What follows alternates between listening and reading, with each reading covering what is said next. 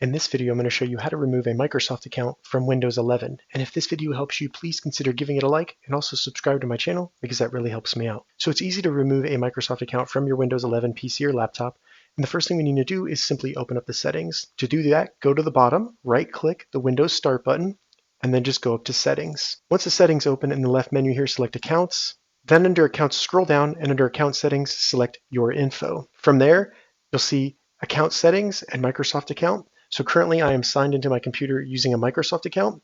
We can remove that by switching to sign in with local account instead. And this will remove our Microsoft account and then create a local account on our computer that will be signed into our PC with.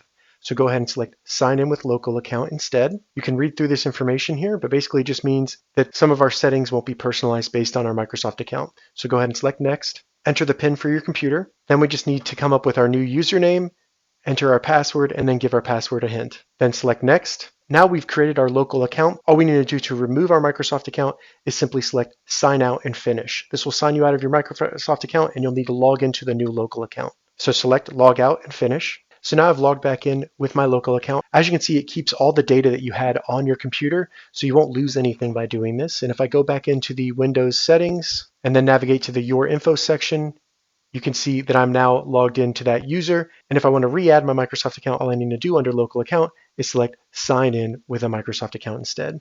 If this video helped you, give it a thumbs up and please consider subscribing to my channel.